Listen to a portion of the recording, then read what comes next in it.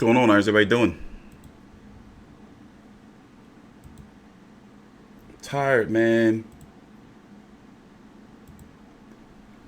But the show must go on. You know, I spent about a good maybe 72 hours working on all of this stuff. Look. You like that? So every time somebody subscribes, it'll be like, don't brag about taking my side piece. And then if somebody super chats, right? Somebody super chats, then I'm going to put all kind of weird shit here. Like this. His spirit, he gave messages. He gives guidance. He is forever loved, right? T Street Controversy donated $27 through Super Chat. This is a test Super Chat alert for $27. My bad, that's a little loud. But yeah, we working out the kinks, man. We're working out the kinks. I've been working. Let me tell you. I've been working. So where do we start? Should we start with the Reading Rainbow shit? Let me see. Where's the article? I don't think they're going to let Canelo leave. I don't think that they're going to let Canelo leave. I don't think they're going to let him leave. For one, he can't leave the zone. They're not letting him go. Come on, the zone is definitely not going to let him go. Damn. So what I did was, a lot of people don't understand or don't seem to comprehend is that when you do a live stream, right, you just don't start talking, all right? You know, because you never know. Like, you can't just say, all right, click live and start the live stream and just start talking about shit, because then you're going to have to repeat yourself later on down the line. So what I'm working on is better methods to be able to make that little pre-show time better. So I'm working on being able to show you fights, like while we're waiting for the stream to start. Especially like after post-fights when we're going to be waiting for the post-fight press conference. So, yeah, we're going back to live streams, probably like 5 days a week. You know, so I'm putting a lot of effort into this one-man production team that's going on. So I'm still having some bugs and kinks and shit to work out. Look at all these drop frames. And you... He gave messages. He gives. Oh yeah, I gotta read those. He is forever loved, right? Vladdy V donated $5 through Super Chat. What's happening, T? It's gonna make me laugh. I want to put funny shit there. So I want to make sure that we put funny ass shit. You know, with weird ass I don't even know, what did he say? I can tell now it's gonna be a mess. Let me see. It's gonna be a mess. One of them, I want to put Fred face. So every time somebody donate, I'm going to probably have Fred dancing around or something. All right, wait, we got a show to do. We got a show. Listen, I'm back. I'm fully 100% back, all right? So as you can see, you know, this is a new platform. The chat on the screen is kind of small, you know, so we got to get to work. All right? So... All right. Let's get the hey, y'all need to grow up. All right, don't make me cuss at you. Grow the fuck up. We got a show to run here. It do take a little while to get back into the swing of things of doing like live streams, you know. Where is he at? I tweeted it yesterday. Man, we're gonna have to read. See, for you to get the whole gist of it, we're gonna have to read everything. And I don't want to read that shit myself, so I'm going to have the robot. So, as I told y'all, like, I got so many gadgets and robots and bots and shit. Like, I want to get to a point, like, where I want to put, like, a picture, like a screen on the front of a drone, and I want to be able to fly that shit out my door into, like, a press conference. Like, no bullshit. So, I'm getting to the point where I got a whole bunch of technology. So, what we're going to do is... My man Gabe from Twitter did a nice little piece with a whole bunch of references that's going to fly above your head.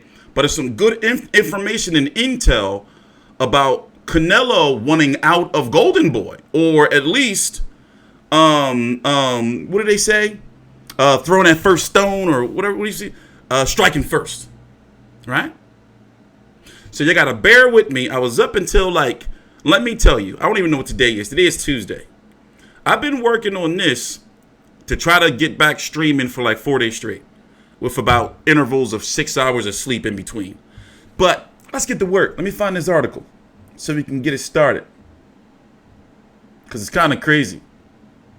I don't think they're gonna let him go though. They're not gonna let him go. So I don't care if y'all don't like it or not. Y'all gotta deal with it. You know, unless you want to come on here and read this shit yourself. Because I'm not gonna read it. So let me pull up my little robot. Let me pull up my little robot. It's called. This is from. Here, let me go full screen for you. He was in spirit. He gave messages. He gives guidance. He is forever loved, right? Vladdy V donated $5 through Super Chat. T2 Cartman voice from South Park when someone donates. Thanks, bro. You're gonna make me cry, like for real. I didn't think it was gonna have that effect on me when I was up. You know how long it took me to do that? Do you know how long? Oh, wait. You know how long it took me to be able to get that, to do that? Here, this can go. I can get rid of this. Do you know how long that took me? And I wanted to put something funny, but now I want to be careful because I don't want to be spitting out my drinks. But thanks, man. I'm going to count all them joints up. So this is Gabe's words. The case of Canelo versus versus the Golden Boy. So this is what we got to do. I got to put it into my robot because I'm not going to read all this. I read it all yesterday. So, all right, we're going to do the first paragraph. All right, into the robot.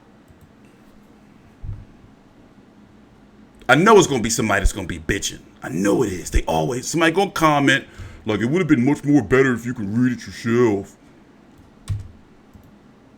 Somebody's going, all right, here we go. Shh, shut up.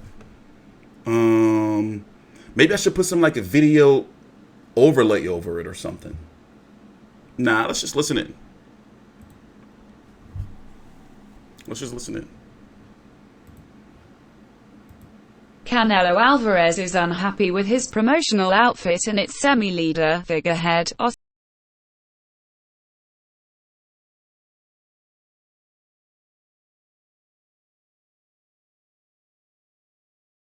Canelo Alvarez is unhappy with his promotional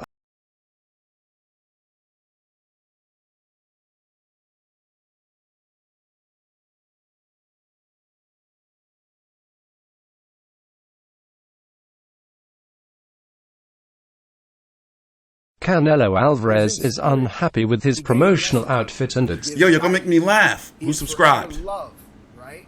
I gotta make this bigger. You didn't say nothing, bro? Why you ain't say nothing?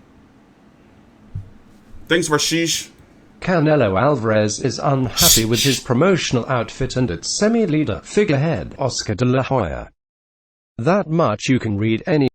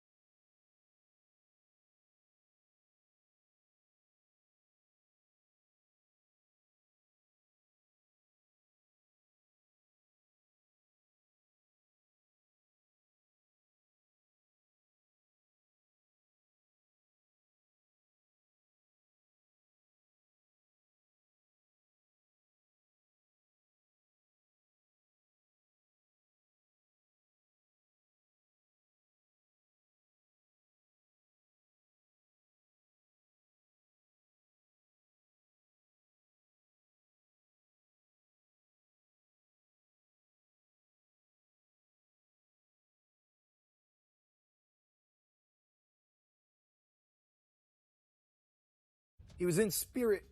He gave messages. He gives guidance. He is forever loved, right? Reza Sazish donated $1 through Super Chat. Change the voice to all Haymon voice, my man.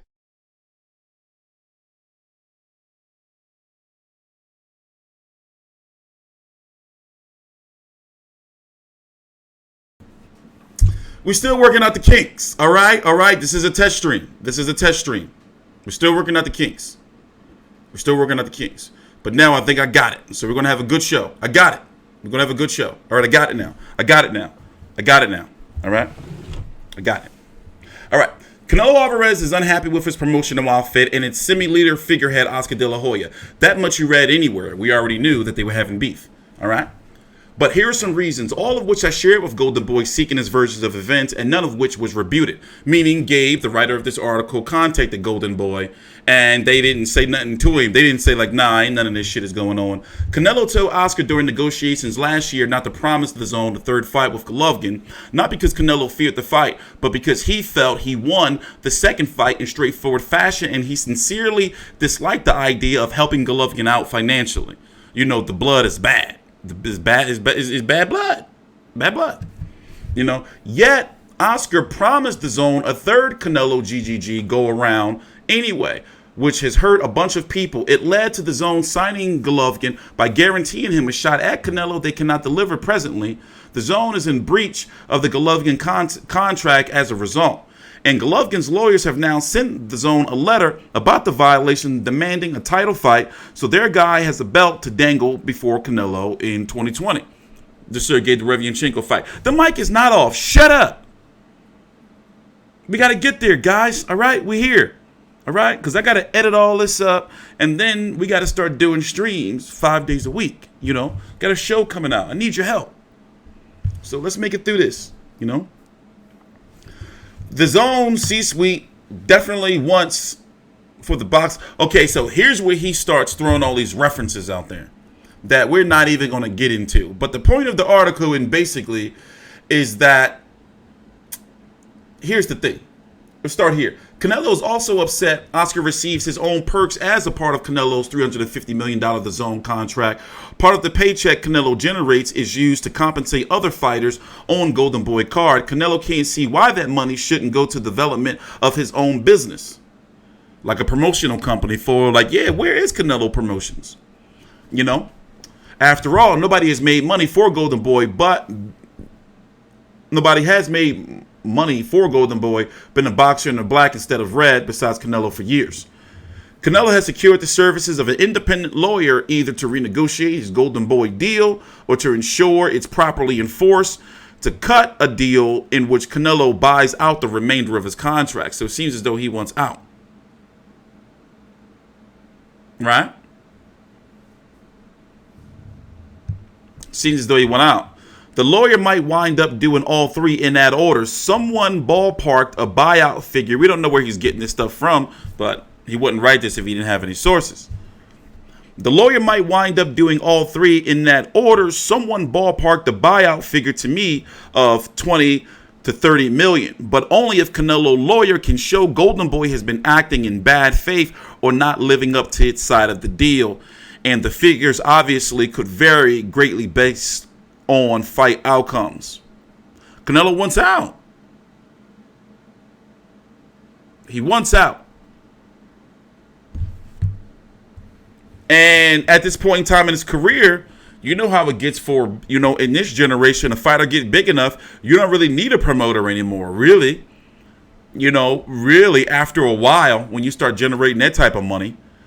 I mean, basically, you know, depending on how you look at the Al Haymon situation, because he, instead of paying a promoter and a manager, he just do both. He made his own position, a manager advisor. Sadly, this is where Oscar's history of substance abuse has legal implication. I really respect the way Oscar has treated me personally, and addiction is a disease, but Canelo was reportedly embarrassed by a few instances in which Oscar was a no-show at his pressers because Oscar was impaired or hungover. If it can be proven he was indeed absent for that reason, Canelo will get paid. Canelo will get to pay far less to buy out his deal, because it portends greater difficulty for Oscar should be the case litigated.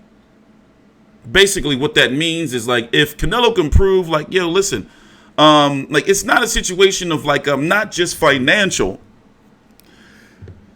Canelo, you know, Oscar do be missing. You know, why is this so bright? God damn it.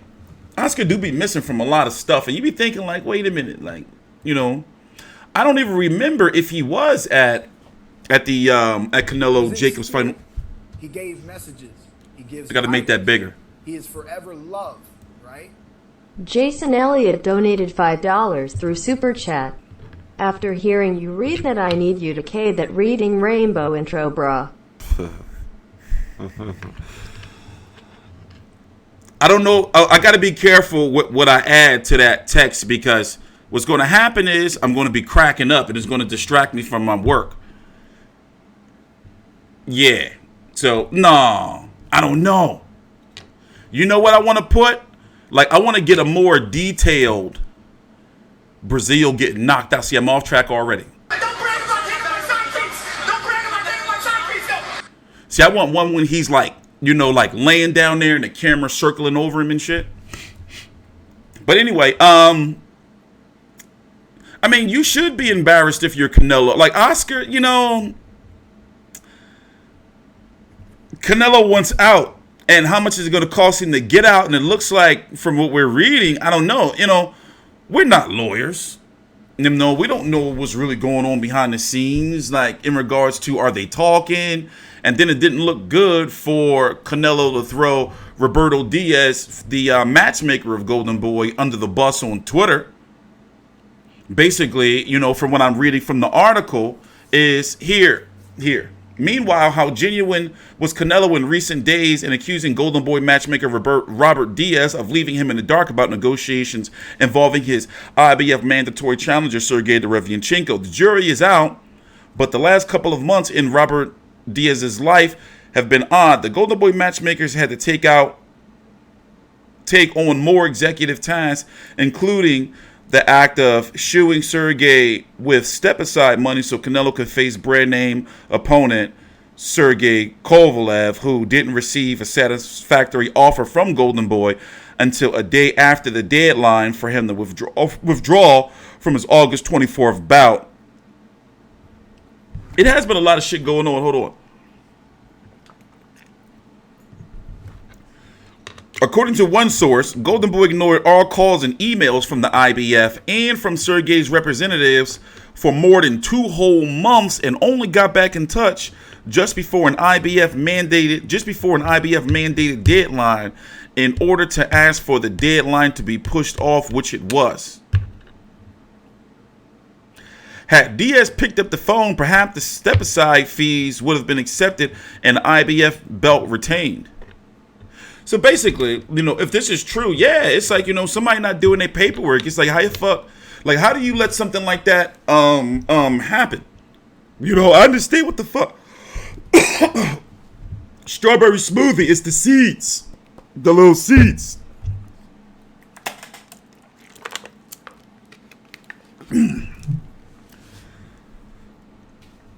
Those damn strawberry seeds. You always get stuck in my throat. So,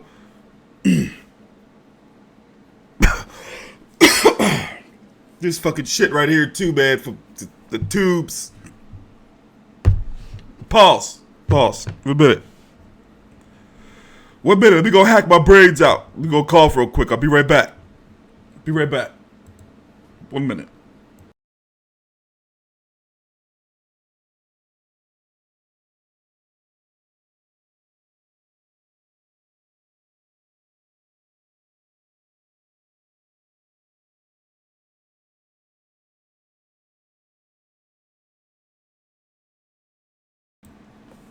Nah, from when I had that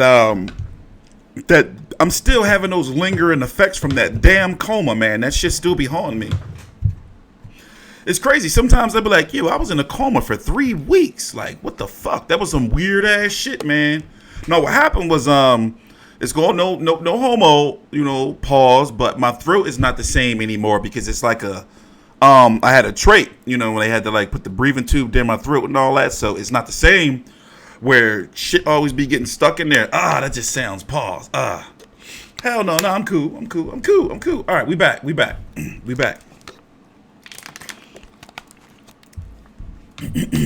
back. Hold up. Where we at? I got all these screens and everything now, man. It's You know? Takes a little bit get used to. But all right, yeah, I know what I got to do. We got to change that super chat voice, right? We got to change that super chat voice. Make it something funnier. And we got to get more creative with the images. Right?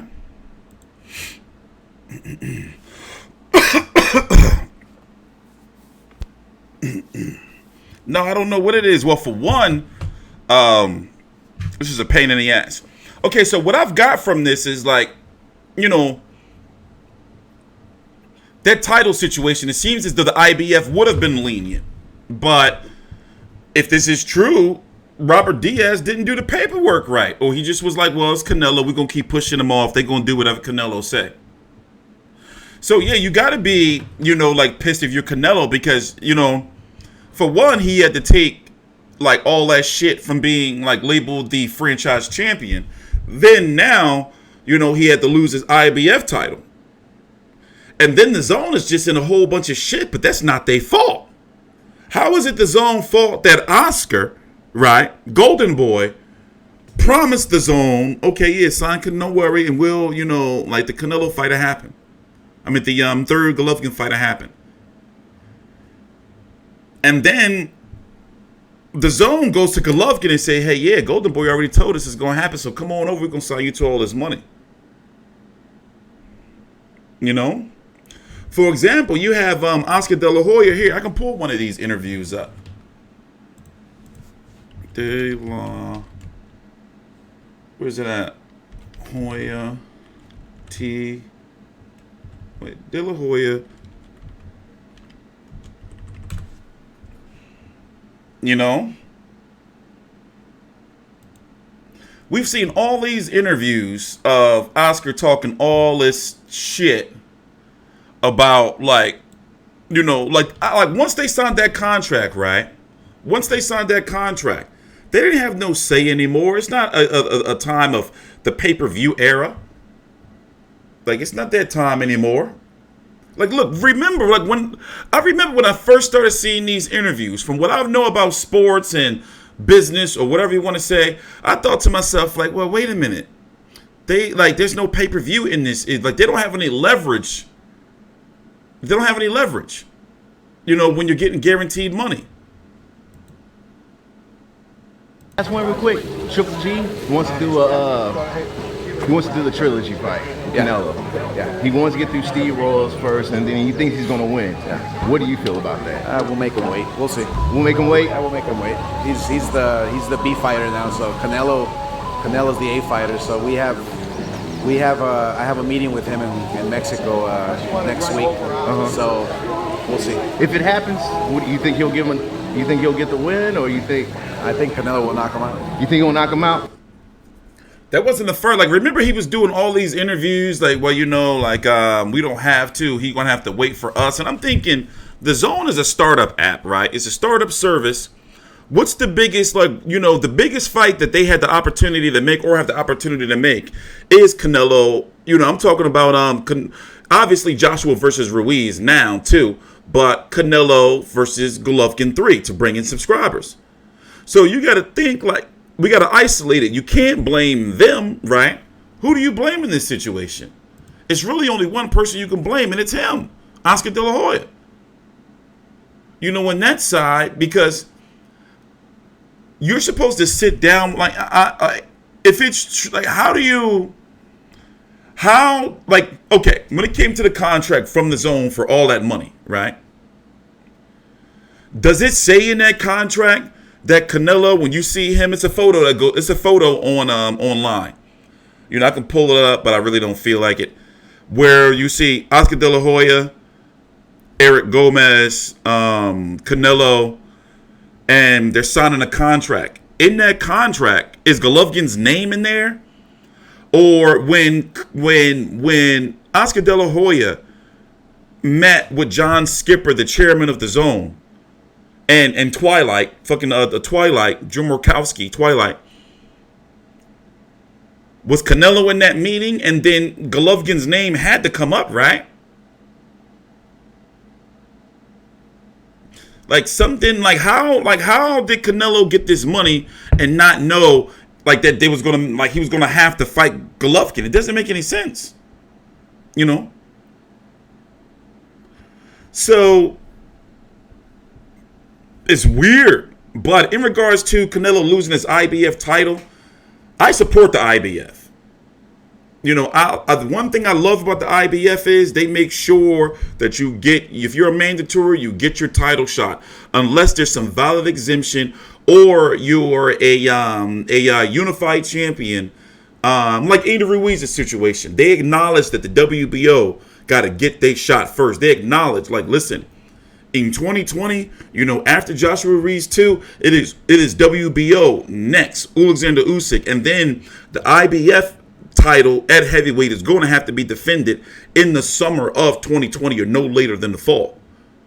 You know, it's certain exemptions and certain ways they work with you. But in Canelo's case, you know, they see all this bullshitting around. And then if it's true, according to this article, that the matchmaker who's supposed to be watching the rankings, watching the shakers and movers, you know, looking at the different fighters, looking at what fights you can make, what fights can be made.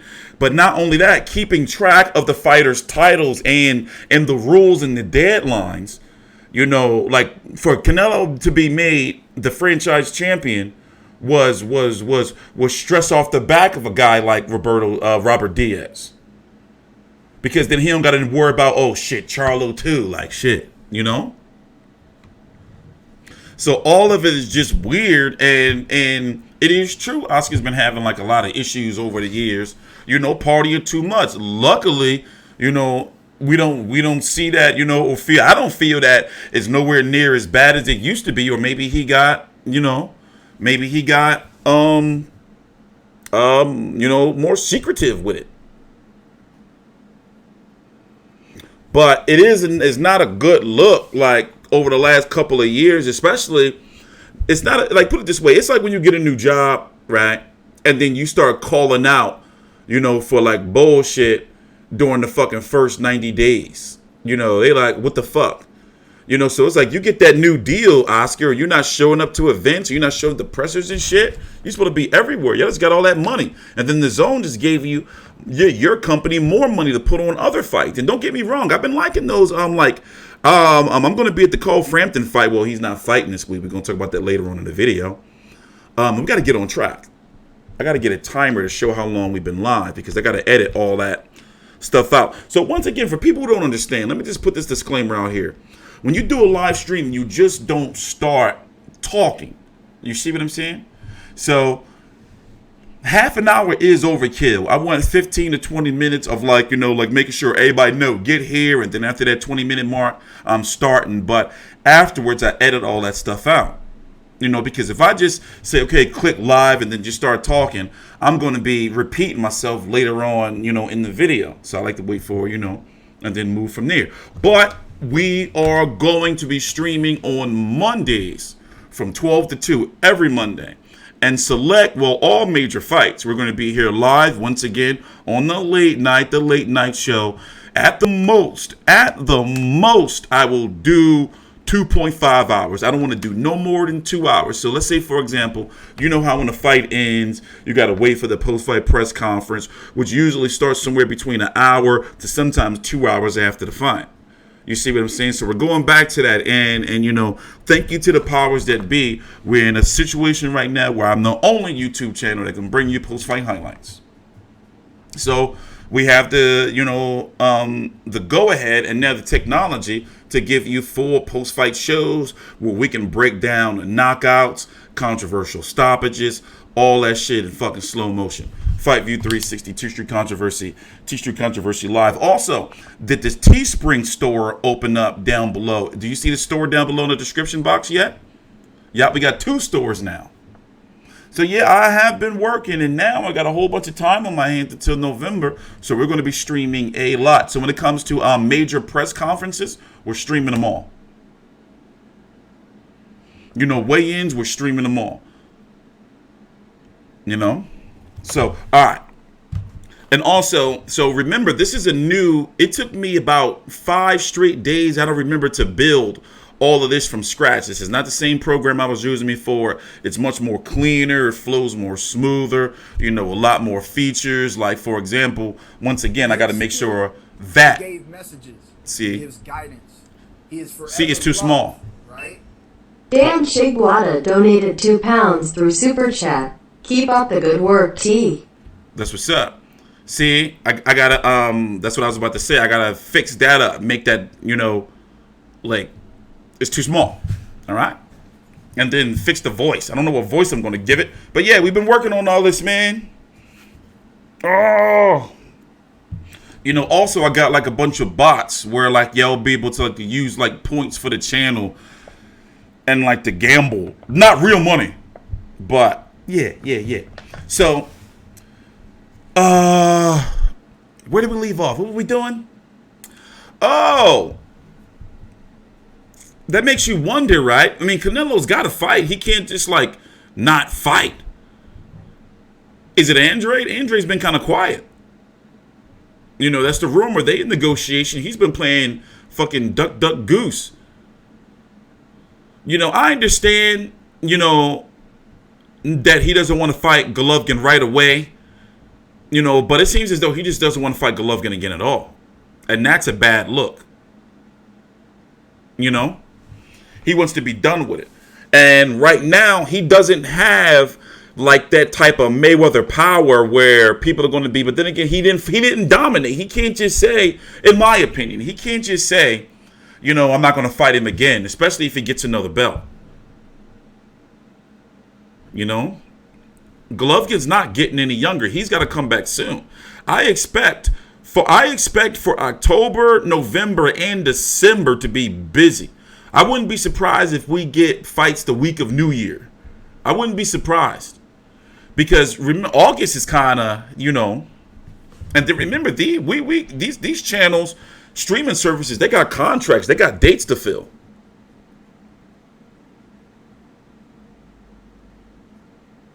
Well, Golovkin doesn't bring any. See, you can't say that. You can't. He doesn't like. You can't say that. You can't say that. Saying that he doesn't bring anything. You can't say that. I'm sorry.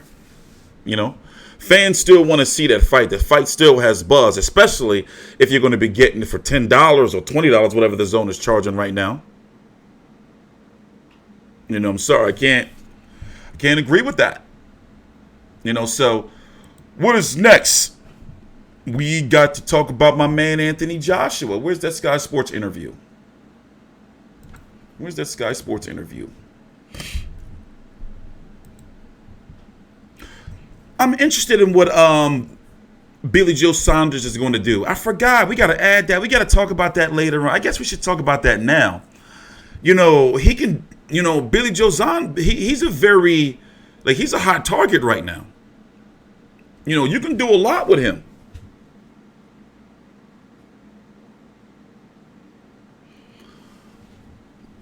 Would he sign with ESPN with Top Rank? But that still puts him on BT Sport.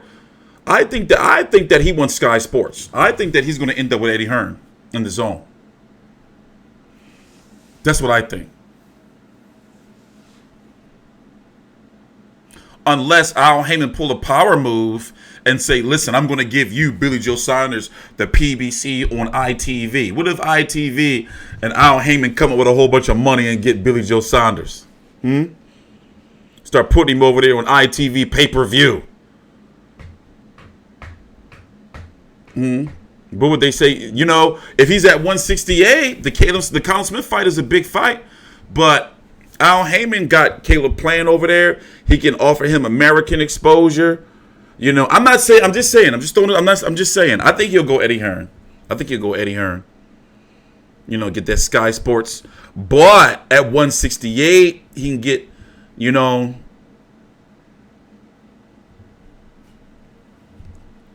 press conference later this week. Really? I didn't check my email this morning. I didn't check no emails or nothing. I've been working on this nonstop. Let me check my emails real quick and let's listen to this. The update. Hi there, it's not just a gym, it's the Finchley Boxing Club where, of course... I never understand it. Like, Adam Smith seems like a nice guy, but people always be like, where's the bodies in the chat? Like, people are fucking rude, man. Let's listen in. AJ first start and still trains here. We've just done Anna Woolhouse, a big sort of exclusive interview with Anthony, which will be coming out in the weeks to come. The first big interview, really, about sort of what went wrong, what happens next. Firstly, here, how are you feeling? Are you excited about the second part of the year? Have you recovered from what happened, mentally and physically ready to go again? It's good to be back on Sky Sports. It's been a while. We was in the States last time, so it's good to be home. Back in my first home, my first love, Finch ABC. I feel good. It's a little blip, a mistake I made, and I would say that Ruiz wasn't ready to be taken out. I'm just going to add to what we already have, correct my wrongs, and look forward to the rematch because I feel it's a fight I can win. You say add to what you've already got, so no massive changes. Rob McCracken stays. What will you do? Who will you bring in? Rob McCracken is more to me than just a trainer. Rob McCracken is like a man who's helped me as a person, and I feel like he's really going to take me on to be a better person in life. And as a trainer, he's taken me from a novice to the Olympics to world champion. And I feel like there's options. 1, keep it as it is. 2, add to what we already have. Or 3, get rid of Rob and completely change. And I think number 3, silly. Number 2, we're already doing it now. Number 1, we're already doing it now. Number 2, to add to what we have, I feel like it can only make us a better and stronger team. Yeah, so loyalty, it's staying with Rob, who's been with you for so long. Which other names, who are you thinking about bringing in as a support to Rob, or as he told you who he may want? Yeah, Rob tells me what he wants as well. I tell Rob what I want. We're still open. You know, I've got to reach out to George Foreman still. You know, he's made it vocal that he wants to help, and all help right now is needed. I need to be around as much boxing people as possible because right now I need to soak in the experience and knowledge, got to watch the documentaries and just soak in the boxing environment again and get that passion back and realise that I'm not interested in this fighter, that fighter. The only fighter I'm interested in right now is Ruiz and beating him good so I can get those belts back. And it is getting the passion back. You say it's a blip, but was it more than that you were really unhappy with your performance so that you need to rejuvenate your whole self in boxing terms? Yeah, man, 100%. Like, the only guys I should be fighting are the best in the world. And if I want to win every battle, I shouldn't step in the ring. It was a tough battle. I got beat that night, but I feel I'm good enough and I feel I can correct my wrongs. I've done it before in the past. I've come from a tough background and I've built myself to now.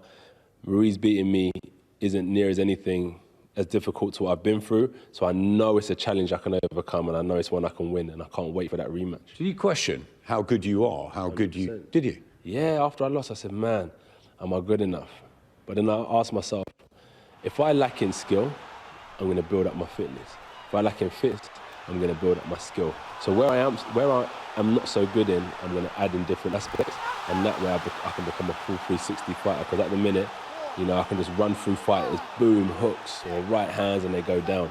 But the question is, when they start throwing back, defend, counter, slipping shots, and I'm going to start adding different aspects. This is my chance to add everything I wanted to add years back. Now, where's it going to be? When's it going to be? We're talking about venues, and it looks like, you know, either the UK or somewhere maybe iconic, somewhere maybe different, somewhere neutral possibly. I know Ruiz doesn't really want to come to Britain. I think America's been ruled out. What can you tell us?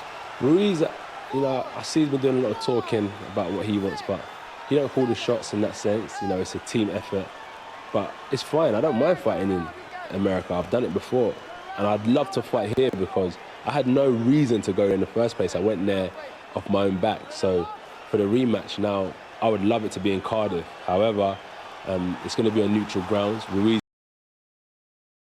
I was listening to that earlier and wondering, what's neutral ground? Would New York again be neutral ground since Andy Ruiz is from the West Coast? Now, I'm sure they already are. I'm sure they already know. You know, but they can't say anything. And it is true, Andy Ruiz has been saying a lot, but at the end of the day, he will calm himself and he will say, well, you know, I know, but I can't say nothing. He really don't have no say. It's a rematch clause. You know? There was some talk of Africa. But that's not really neutral, even though both of them haven't really fought over there. And obviously the crowds are going to be pro. I did hear Saudi Arabia. But see, Saudi Arabia, man, they get strange with the chain sometimes. You always hear about how, you know, like all these Iron Sheiks are going to come up with all this money to put on, you know, like fights. Or they say like fucking 2 Iron Sheiks would want 2 fighters to fight on a yacht in the fucking Mediterranean somewhere. And they never come up with the bread. So, Saudi, I'm not trying to hear it. I'm not trying to hear it. I'm not trying to hear it. I'm not trying to hear it, man. And you can't party out there. You can't no hoes out there. And you know, you can't even say it, get beheaded. Let me just leave let me leave it all alone. Let me leave it all alone before I get in trouble here on YouTube. All right, let's just get back. Just get back to the interview. Listen in. Shh. He's the champ, so he will kind of make some calls as well in that situation. But I'm gonna, you know, battle for it to be in the UK because it's my stomping ground. I've done one out there, so let's do the rematch here. And I think it'll be amazing before the year's out, and I'll definitely be having a lovely New Year's with my family. Do you think having it in the UK gives you a slight psychological advantage, dragging him to wet Cardiff and, you know, having the 80,000? Do you think that's what gives you the best chance of winning this fight? Because you...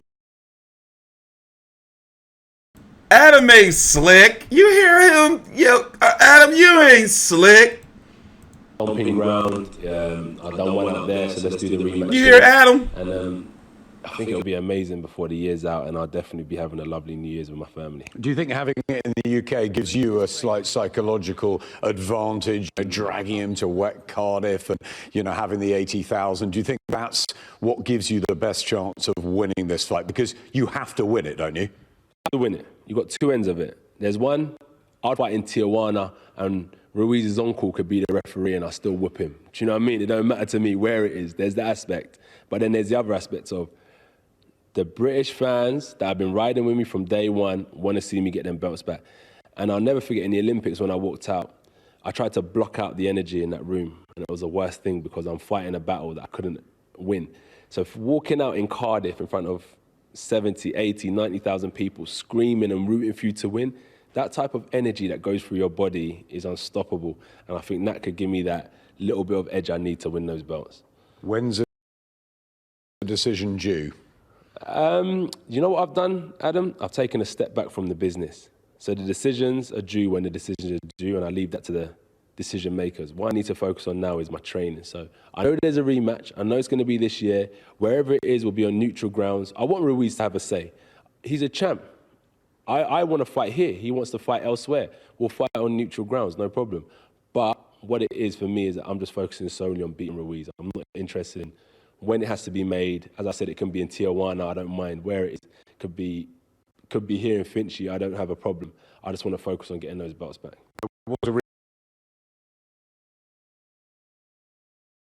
You know, Eddie Hearn got a place down in Mexico, and there is a match room. There's a little small match room, Mexico.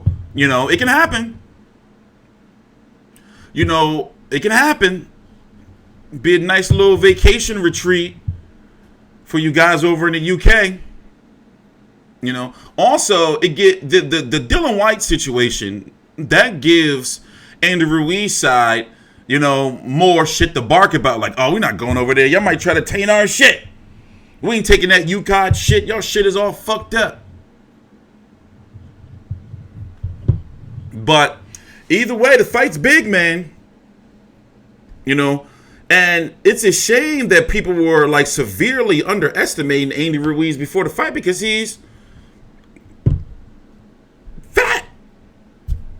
People get so butthurt when I be like, oh yeah, you know, they say he a fat guy. They be like, you called him fat? It's like, no, I'm fat, motherfucker. I don't call him fat. Shit. Aztec Stadium in Mexico. Mexico seems to be like, you know, logical, but also I wouldn't be surprised if they, you know, in the media, you know, like it's all a bluff and they're going to keep that shit in the UK to make it seem like, I wouldn't be surprised, you know. The UK, you know, you already know that's 80,000 right there. You know, that's 80,000 right there. You already know you can jack those ticket prices up. You already know Sky Sports box office is going to be crazy. You know, crazy numbers. So, you know. Rituals, you wanted it, you didn't want to warm up somebody else. That you believe is the right decision to go back in, try and get all the treasure back, and try and get on top of the world again straight up. He had to take the rematch, because if he didn't, then, you know, he would have went to the back of the line in regards to getting that title or getting a title shot. You know, so nah.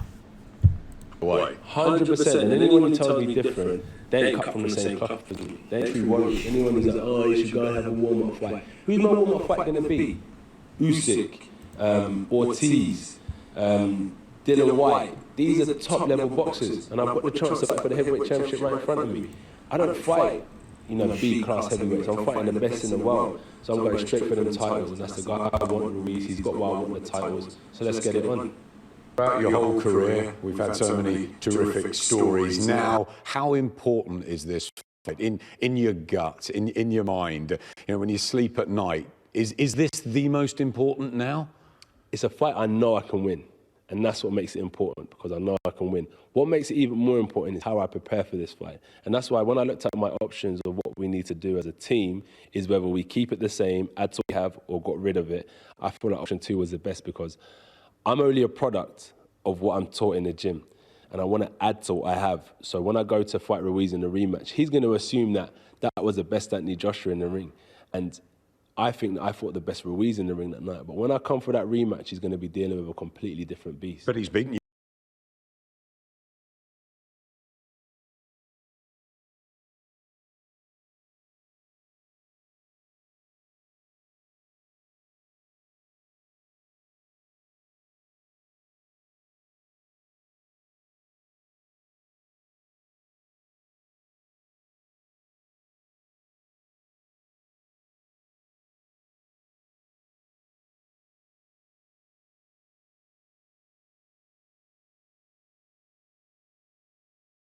I'm gonna fix that. I'm gonna fix it. I'm gonna fix it.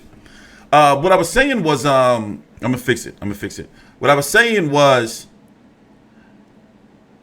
he has an issue where he gives up his height too much. You know, look at the Alexander Povetkin fight. You know, where he's ducking all low and Povetkin, you know, tagging him. Andy Ruiz. Like, if Andy Ruiz goes down again, can he get back up? You know, I believe that Anthony Joshua has the skill set.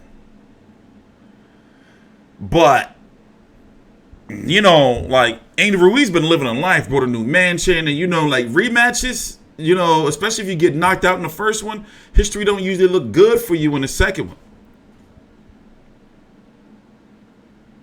No, I fixed the sound. My bad. So once again, for the people who are new, I'm explaining again. You know, it took me about 5 days, you know, to build all of this. You know, it's been rough on me. So we got a lot going on. Live show coming on Mondays. Multiple streams throughout the week. And guess what? Now you'll be able to have. I'm going to fix the voice. I'm going to fix the voice. And I think I'm going to fix the voice. His spirit, he gave messages. He gives guidance. He is forever loved. Right? T Street Controversy donated $47 through Super Chat. This is a test Super Chat alert for $47. Let me tell you, now I know that I'm going to be looking for funny post-fight sound bites to make sure I update that shit every week. It's going to get to me. So yeah, we're going to have live guests. So the next thing I'm going to be doing is I'm going to clean up some things around here. The colors are a little off, as you can see. The chat on the screen, the words, like the font is too small. Clean up some things around here, and then I'm going to add the Skype and the FaceTime. So yeah. So we're going to be able to call people up and be like, yo, motherfucker, you lost that fight. Nah, we're not going to be like that. But you get where I'm going. You get where I'm going. So you got to think, we're in August. They're going to have to announce this soon. I mean, they don't have to, you know, but I'm thinking that they will. And also, what are the TV rights here in the States? What if the DAZN don't get the... See, isn't it correct? I remember that Anthony Joshua is not exclusive to the DAZN. but they have first bid. But what if PBC or Fox pull out some crazy money to get Joshua versus, or Ruiz versus Joshua 2 on free TV, like midday or something, but over in the UK on Sky Sports? You never know, man. You never know. You never know what Al Haymon is maneuvering. You never know. You know? And Ruiz got some powerful backers. So we got to move on.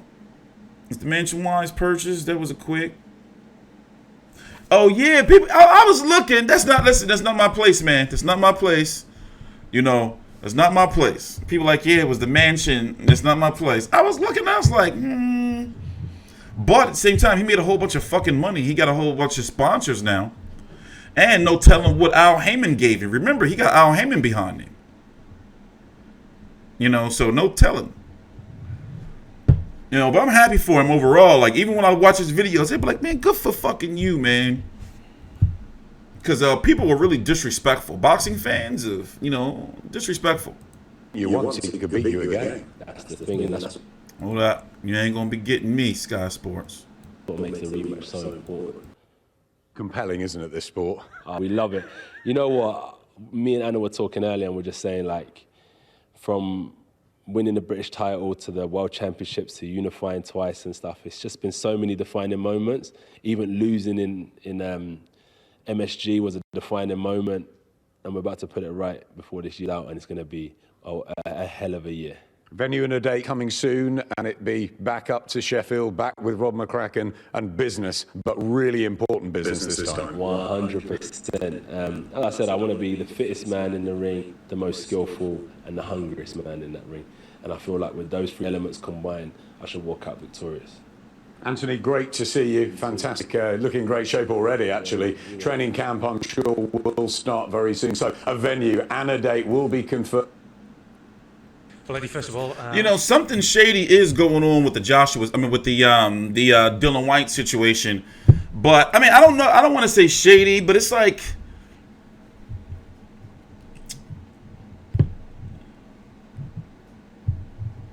do y'all think he cheated? Let's be honest. Y'all think he cheated?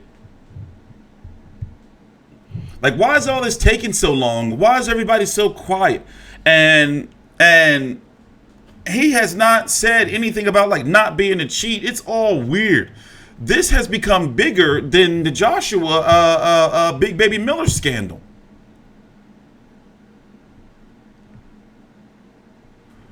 You know, I got to update my rankings because somebody said the WBA removed him from the rankings. Is that true? Anybody confirm that? Let me go check.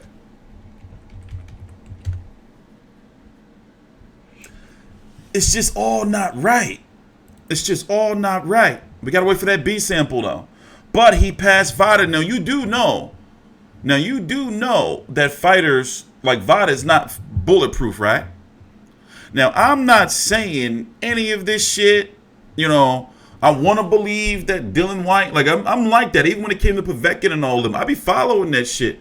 And one thing I never do is the first video I ever do on, like, a steroid situation, I've learned, like, you got to tread lightly, man. You can't, like, because you never know what's going to come out. And also, I don't like that court of public opinion shit. So I don't like calling nobody a cheater until, like, you know, some news comes out that they cheated. You see what I'm saying? So the WBA, let's look at their rankings. Yes, Dillian Whyte has been, let's go full screen, I'll show you. Dillian Whyte has been removed from here. Let me get this off of here. There we go. All right. Yeah, Dillian Whyte, these are the newest rankings. July the 31st, he has been removed. But you know what? They piss me off anyway. They got no fucking credibility. Fucking Gumberto Mendoza. Andy Ruiz, WBA Super World Champion. Emmanuel Char, WBA World. Joe Joyce, WBA Gold. You got an interim champion, bro. Like, and y'all removing people. I remember, like, a few years ago, 4 years ago, they had a dead man ranked.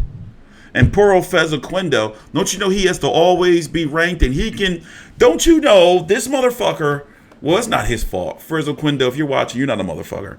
All right? I'm not going to take it out on you. But don't you know Fezoquendo got a court order for a title shot. Let me tell you, don't you know that? Listen to me. Fresno Quindo has a court order that he can get a title shot whenever he wants. He's waiting for the big shebang. He's going to be like 60 years old. He hasn't fought in like damn near 5 years, 6. This is not a joke, ladies and gentlemen. He has a court order that if he don't get his title shot, he sues the fucking WBA to smithereens. This is a crazy ass world, man. This crazy ass world, man. This place is nuts. This boxing world is crazy as shit.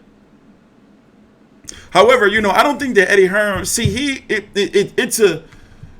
Eddie Hearn in a situation like where he a casualty of war, I guess, because he like, well, what the fuck would I had to tell Rivas for? The fucking commissions and the drug testing agency said the fight is on, so, you know. But yeah, let's listen to Fast Car. See, it's already been since the 17th. So he already got everything he gonna say down to, like, you know, this is what he do. He Fast Car. He got a fast car. He talks, you know.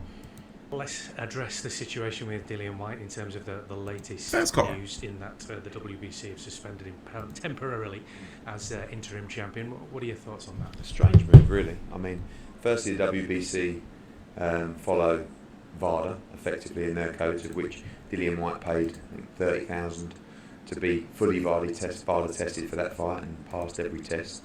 So that's strange. At the moment, what the facts that we do know is that he was cleared to box by the National Anti-Doping Panel and UKAD and the British Boxing Board of Control. So he's not suspended by them. So why should the WBC suspend him? Don't know. Agenda, pressure. We'll see. I think all this stuff's going to come out. Again, I keep being told to keep my big mouth shut until the facts come out. And Dillian Whyte right now is in the process of clearing his name.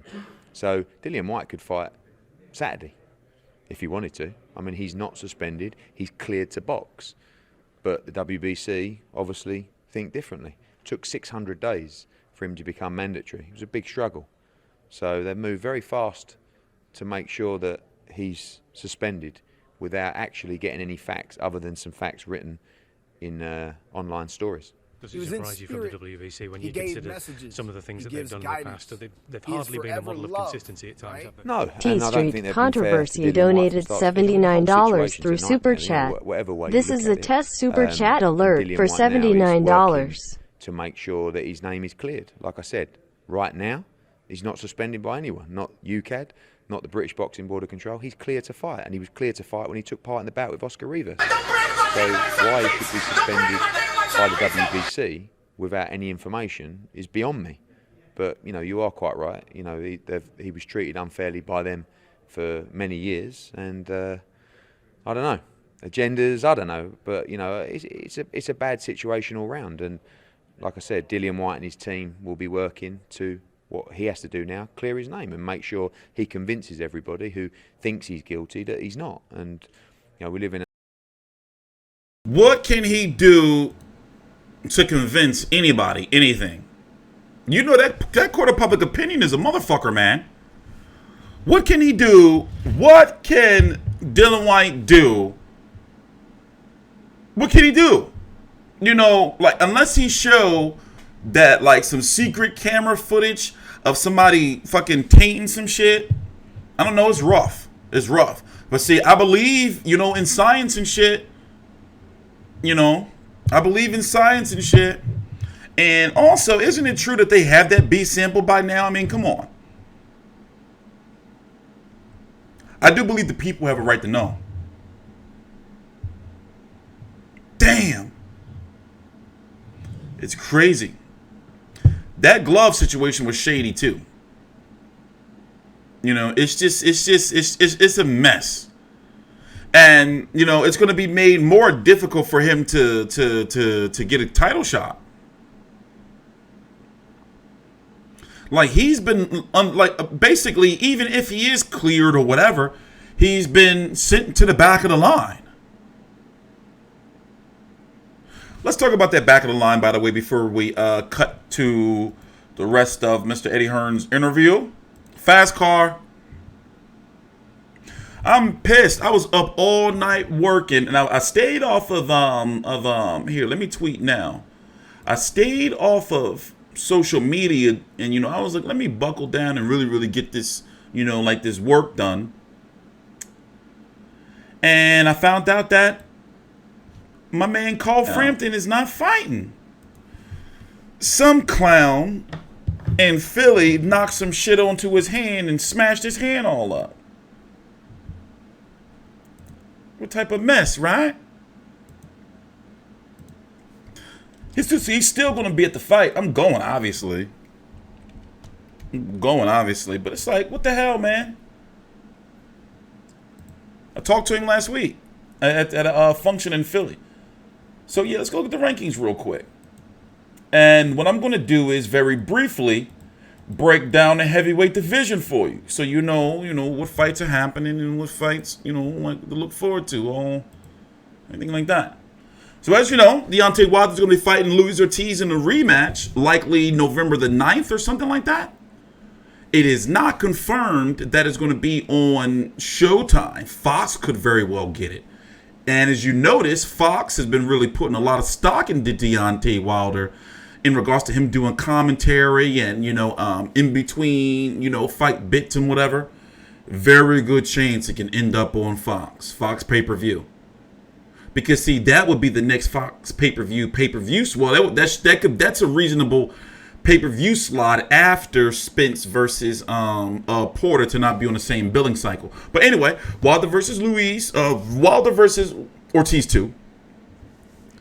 You got Andy Ruiz, who's going to be taking on Anthony Joshua somewhere in November, December. Then, if those two winners don't fight, Deontay Wilder in a perfect world, Andy Ruiz, then it's going to be Alexander Usyk. The WBO mandatory is next. So which means unless there's undisputed in, I would say, April or May 2020, if it's not undisputed, then it has to be Alexander Usyk. Kubrat Pulev is currently trying to jump the line, but it's not going to happen. And after that, if it's not undisputed, it has to be Pulev. So regardless, Pulev is not going to get his shot until at least the fall of next year, 2020. And that can be even pushed back to 2021. And then it would have been Dillian Whyte, WBC shot. And then WBA. So right now, Adam Kownacki has a very good chance. Right now, it looks like he's leapfrogging. Dillian Whyte is going to take his spot. And where does Trevor, they're going to be at the end of the line. This WBA, they're going to be at the end of the line. A WBA mandatory shot may not come until fucking 2022. No bullshit. And the WBA is happy with that because they can keep fucking having these fucking bullshit belts. I don't think so. The IBF is not in line. Like, they're not at Eddie Hearn and Usyk's team wouldn't allow that. The IBF is not in line yet. Unless it just, I don't see it happening. And then his manager, Igis Klimas, is very close with the WBO. They got their plan for him to, he already put his paperwork in. And then Pulev, after his suspension was over from the highly seductive and alluring Jenny Sushi situation, that trash-ass lap dance, it was look all stiff. She was smashing it. He put his paperwork in, after. But let's get back to Fast Car. Get the Fast Car. In an age where you're supposed to be innocent until proven guilty, right now I think he's guilty until proven innocent. So that's his job. On social media, he is. Sure that, effectively he's fighting for his career right now. And where are we at in terms of that process? That process, to be honest, is handled now by Dillian Whyte and his lawyers. Since the fight, I've not heard from UKAD or the board. Dillian Whyte is dealing with that. His legal team is dealing with that to make sure that effectively the truth comes out and that his name is cleared. We have a complete strict policy in terms of my beliefs in the sport that anyone that's knowingly cheating should be banned from the sport. And Dillian Whyte, in my opinion, and that's knowing him, that's knowing the pressure that he puts under me to make sure that all this testing is in place, it doesn't quite add up for me. And of course, we keep going back to the point that there was an independent hearing and he was cleared to box after providing evidence. Ask yourself why. Why was that? Maybe there's a chance that the evidence that was provided was sufficient enough to prove that he may just be innocent. So give him a chance to prove that. Let the facts come out rather than just reading reports and panels. Everything will come out in a wash and you'll get your chance to judge. But right now, he's clear to box. He's not suspended. His licence is in full tact with the British Boxing Board of Control. So we will see what happens over the next few weeks. It's probably no surprise that so many people... One thing you have to commend Eddie for is he riding for his dog. Hey, did you know that Dillian Whyte got a fake-ass brother? Oh, man. Did Ty and Booth get him yet? Because I'm about to get him. That guy ain't that Dean White.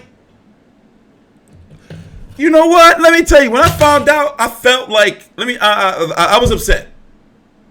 I'm sitting at this restaurant. This was last Thursday, Thursday. Sitting at this restaurant waiting for this chick, and I'm on my social media, and I see like this shit, and I'm like, the fuck? He's not real. He got this fake-ass brother that's not his brother, and this dude masquerade around and let people call him like Dean White when he not. Bro, how could you live with yourself? Come on, man, you're better than that. Like, people have come out in judgment, as you would expect, particularly with social media. A lot of people complaining about the fact that the result of the first test was known before the fight. Understandable argument, I guess, but is it a case of maybe that we're in a stage where the process itself perhaps needs some changes? Yeah, I think from our point of view, we followed an absolute spot-on protocol. I've talked to Eddie before. It's a complete disaster that we were alerted a couple of days before the fight for a test that took place a month earlier. I think that in itself isn't great, because how do you keep a tab on these tests that are being taken and when they were taken? We were asked to produce evidence, or Dillian was asked to produce evidence at a hearing, which he did. So we followed that exact protocol. The timing when this all came out was horrendous. And again, people might not think so at the time, but horrendous for Dillian Whyte. You know, he found this out on Thursday night. He didn't sleep till he got in the ring and until he went to bed that night, because it looked like the fight may not even take place. So he had the hearing. He was cleared to fight. And I would just let the rest of the facts come out. I don't know if the system is flawed. I think the bigger problem we have is there's too many agencies. You know, you've got VADA testing. VADA do a great job. We pay them a lot of money. Fighters that we represent pay them a lot of money. They report the news to a circle of people, but they don't sanction. They don't suspend people. And that's a problem when you look at like the Jarrell Miller incident, where he failed 3 drug tests for 3 separate substances, not banned by anybody. UKAD, at least they banned. You know what I was thinking about and really kind of pissed me off? I was just thinking about this with the Kownacki fight. Like, damn, he the next Adamic. Did motherfucking Big Baby Miller beat up and retire Adamic on the juice? That's sad if you think about it. Like, sad as shit. And I was a big Adamic fan back when he was at 175. And I covered when he fought Chris Arreola, by the way, on HBO. No, did I cover or watch that in college? I don't remember. I think I covered it. But that's fucked up. You know, I'm not feeling Big Baby Miller. That was some, I'm not feeling that shit. But they do have a confidentiality code that is part of their process and part of their rules that the board abide by as well. So I don't think anybody's process is correct. And I would prefer a universal blanket where all the commissions around the world had a strict policy to say, no, if this happens, this is the result. Unfortunately, the British Boxing Board of Control follow UKAD's rules. The WBC follow VADA's rules. The independent commissions in America don't really follow any rules. I mean, all these fights taking part in America, there is no testing by the commissions. You talk about these fights taking part, the Dillian Whyte Rivas fight, these guys were tested, I don't know, a dozen times in camp. Dillian Whyte particularly by VADA and by UKAD. So I feel like the board do a good job in that respect. They're one of the few independent commissions that actually have a random testing program in place. And it frightens me in America where there is just zero testing at all, unless you're paying the 30, 40,000. That is very, very, very, very true. You know, people gonna fucking be mad at me for saying this, but he better be innocent because he looking innocent the way they handling this. Is there some contamination? I don't know. You know, see, Eddie Hearn's got to say that he don't know nothing, but he knows.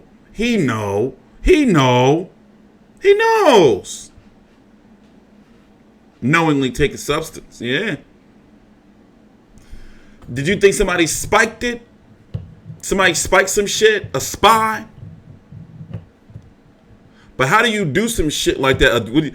Did they put the sample in a tainted ass glass? A tainted ass test tube? Yeah, you know, I used to work with the sportsman. Here, let's go watch that real quick. I'll show you what you're talking about. By the way, we're doing something major. I forgot to tell y'all. The Ultimate Boxer, September the 21st, we're streaming a card on this channel. I tested it on the other channel, but we're streaming a full live card where in between fights, you're going to be able to call in, and it's a live, we're streaming a live one-night tournament on September the 21st. Crazy. So I'm going to get into my promoter bag. I got to get my website together. As I said, I'm clean up things around here, you know, make everything look a little bit better, fix everything up. But yeah, man, we taking off. What was he looking at? What was we looking at? Looking for? Damn it, that goddamn fucking memory loss. Oh.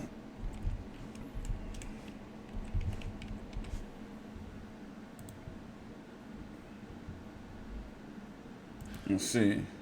Yeah, but we're going to be doing it different. Listen, that fake ass sportsman.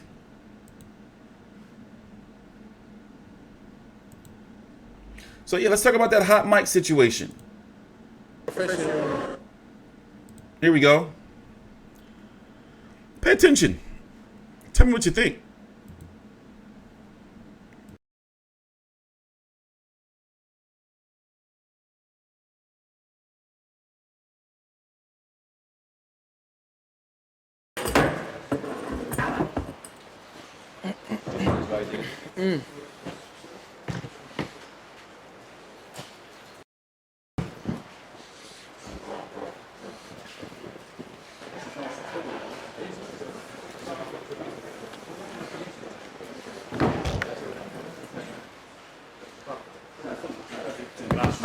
Respect, brother. Thank you. You boxed good as well, man. You did good. You know, you did good. You did very good. I was happy. You did good. You kept it together nicely. It's good, man. That's what you can do. That's all you got to do, man. That's how you know. You use your feet. You use your feet good as well. You kept him taking it. You couldn't get nothing off. Respect. Okay, no. Jesus Christ, man. I ain't slept at all the last couple of days. But I didn't have to fight. For fuck's sake. Well, that was a miracle of all miracles. Yes. But that's the difference between being a professional and... I never... I just stayed and then she phoned me up. We did it.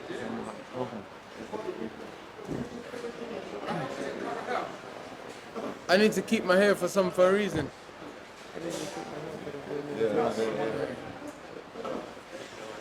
Because it's a fucking stitch up just 2 days. And then 1 in a million. Quiet please. That was shady as fuck. Quiet please over the back. Thank you. That was shady as fuck. Man! And he saw the mic. He saw the mic.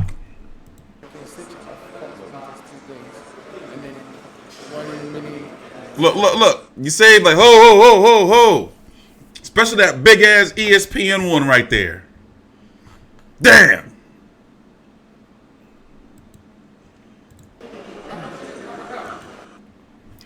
Dylan was about to start spilling the beans. I need to keep my hair for a reason.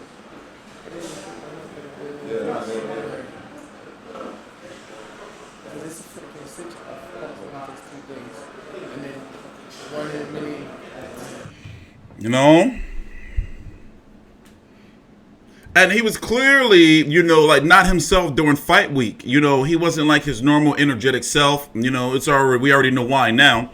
You know, I remember watching a media workout and they did the interview and he just was like, you know.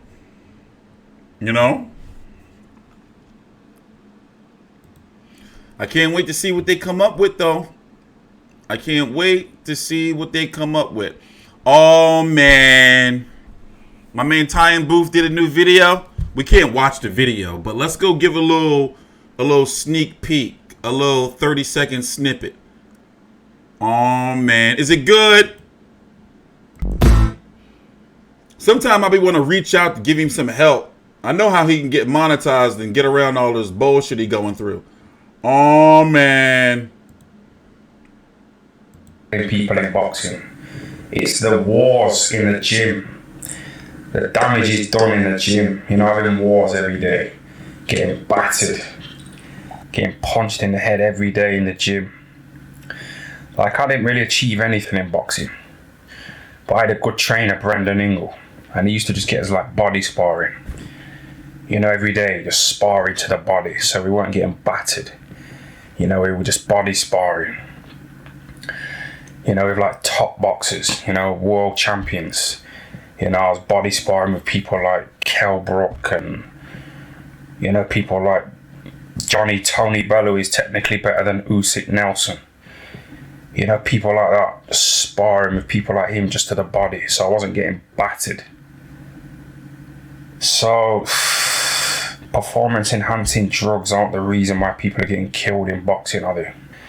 But we don't even know if Dillian took performance enhancing drugs. You don't know what it is. We don't know what it is, do we? Do you know what I mean? There are chemicals in everything. You know, in the tap water that you drink. I haven't even seen it yet, and I already know what he's going to say. That's very true. You know, that's very true. You know, and then such, you know, and then with the information we got from such the ultra trace amounts, it could be in anything. You know? And also, me, I'm the type where, you know, I watch a lot of documentaries and crime shit and all that type of stuff. Sometimes you'll see me tweeting some of the, you know, deep down the rabbit hole shit that I be watching. So, with a situation like that, I wouldn't be surprised, like, if it was anything, you know, that it could have been contaminated. But we have to know the science of, well, how could that, whatever it is, get into the system? How could it get into the system? You know, we don't know. We don't know all that stuff. So therefore, it's not as easy as just saying, oh yeah, well, you know, he was out one night and, you know, he had this energy drink, you know, because it was the only energy drink around and he thought all energy drink was cool, but it had some shit in there. You know? So still, even though we are near a month away from the drug test, what was that, July the 17th? We still don't know nothing. We still don't know nothing. So we're just going to have to wait and see. You know? And the thing is, he's not suspended. He can still fight. But he'll be fighting for what? It'll be just like money or to like, you know, because he's not ranked by nobody. And it is true. I do feel that the WBC, you know, like got scared and was like, oh shit, well, we got to make sure this is resolved before, you know. Like he's not stripped. It's just that, you know, they just not recognizing it. And they're not going to appoint another mandatory. So that Dillian Whyte situation is going to hold up, you know, the mandatories. Hey, man, I'm not... Hey, bro, don't put fucking words in my mouth, Audacity. Oh, you do have the audacity. No wonder why. I didn't say. See, y'all like that's that. Y'all like fucking making shit up and putting words in people's mouth. I didn't say that. I was just making something up. You know, because I had a water in my hand. I was gonna say contaminated water, but I said energy drink. I'm not saying it was an energy drink, asshole. I don't know what it was. I know it could have been. I'm not saying. I'm not. Listen. Y'all make me sicken me, man. You making me sick. You don't want to get on my shit list. All right. You don't want to get on my shit list. I think Terrence Crawford is Al Haymon is trying to force Terrence Crawford out of his ESPN contract by freezing him out. And no disrespect, but disrespecting Crawford like, okay, we'll send you Luis Collazo over there. You know, Luis Collazo, from my understanding, is still an Al Haymon fighter, but he's over there on the ESPN side. Kind of like they sent Felix Diaz, John Molina, and then Felix Diaz, 2 Haymon fighters. You know? Yeah, they could be trace amounts. I mean, they could be amounts in anything. We don't know. You know? We don't know. But one thing for damn sure is, once some paperwork come out, I expect a detailed story. You know, I don't expect just some statement. I expect for them to have some fucking scientific data, because if they want to get past this court of public opinion shit, you know, they got to come out with something where people can read and sort through and all that. You know, they better come out with, you know, I want to see the documents. I don't know nothing about none of that scientific mumbo, corporate fat cat jumbo. No way.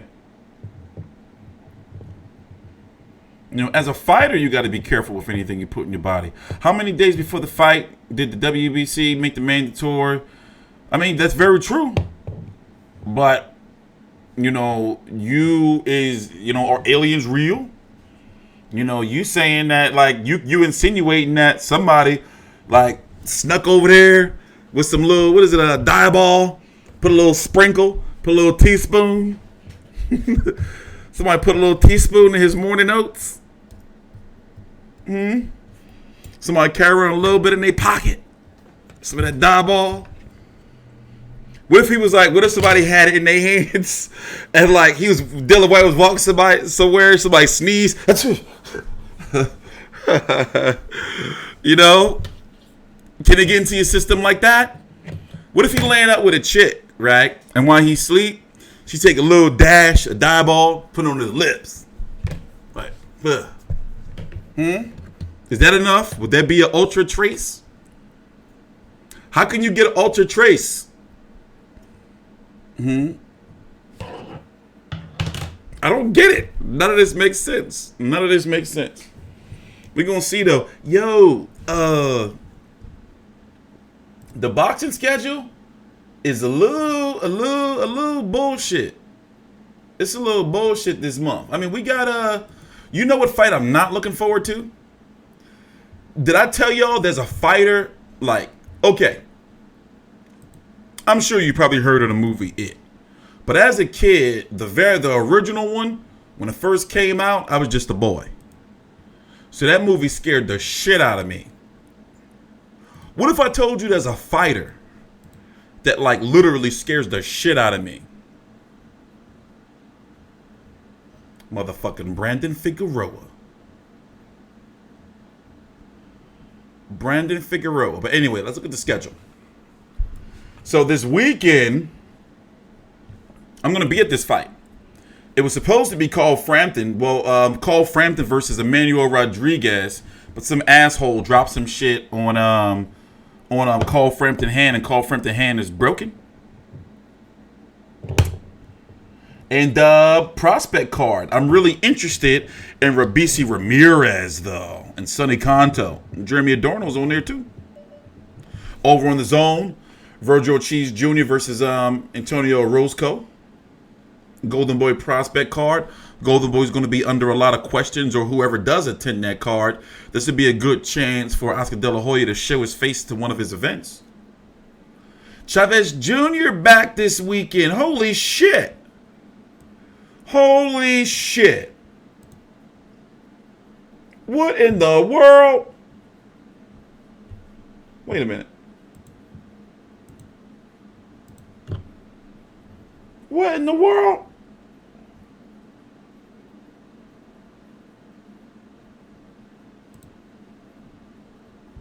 boxing star Julio Cesar Chavez. Ah! Motherfucker. So where's his fight going to be televised? Uh-oh. I'm buying this. God damn it. Where is it at? My bad. I'm all over the place. Hold up. Where's Chavez Jr. fight? It doesn't say it. Well, we're going to find it later on. But yeah, Chavez Jr. is back.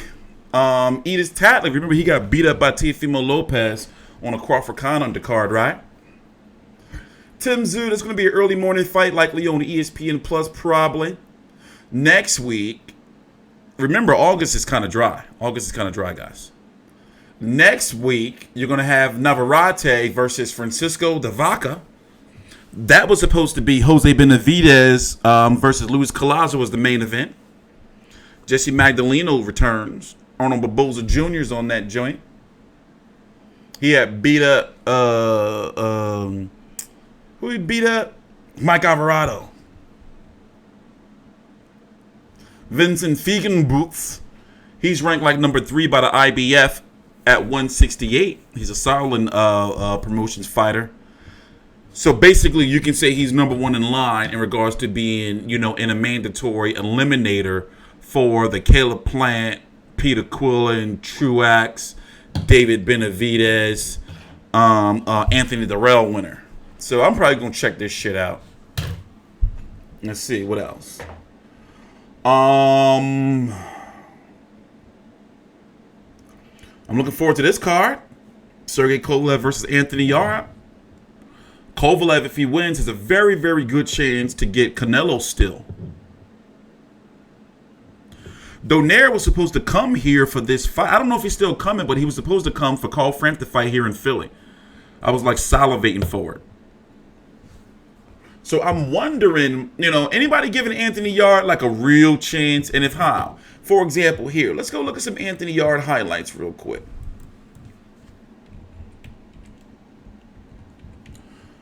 You know, he just like, you know, he's a very good boxer. Meaning Kovalev. Let's go to work. Like fundamentally sound.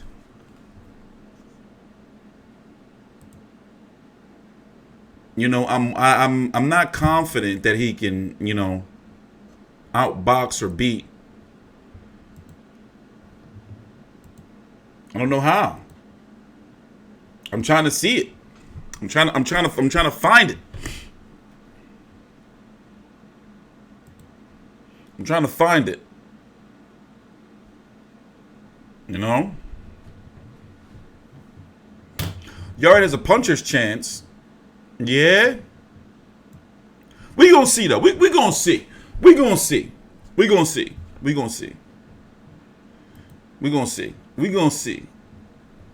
So yeah, this month is pretty, you know, like, and also on August the 24th, you have Juan Francisco Estrada versus Dwayne Beam. And remember, this is Matchroom DAZN Mexico.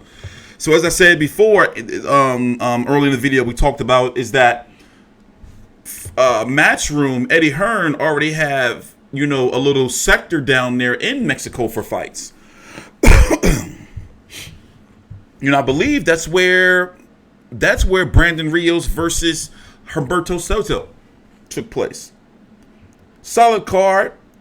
Heavyweight prospect Philip Hrgovic versus Mario Heredia. And Brandon Figueroa. And I got to cover this card too. And guess what? Every PBC, they do a face-to-face. So which means it's a face-to-face with Brandon Figueroa and Javier Nicolas Sacron for the WBA interim featherweight title. I just got to overcome my fears, man. This ain't scary to you? I don't know, man. Oh no, I don't know. Get me out of here. Get me out of here. And that's August. Obviously, I'm going to cover this fight. Probably going to be on UFC Fight Pass. Could be. No, they already have a card. And that's August. August is, I'm counting August the 31st as September boxing season.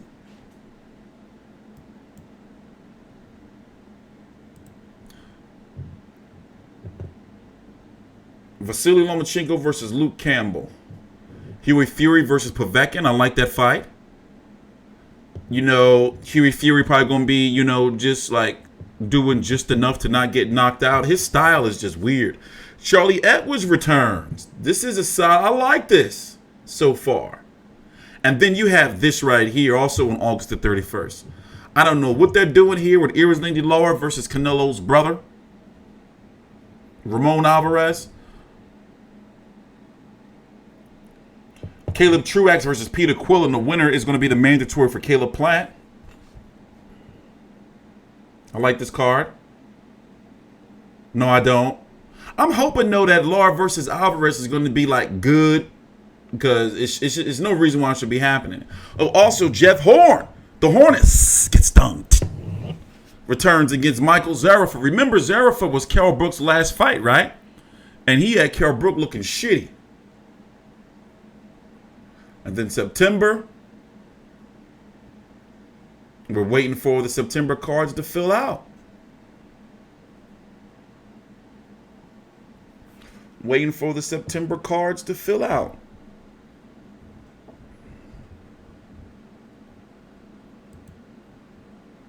Waiting for the September cards to fill out.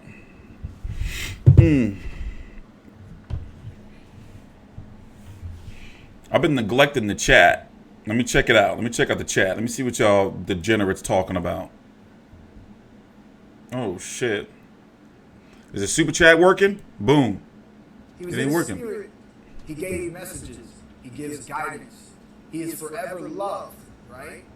T Street Controversy donated $61 through Super Chat.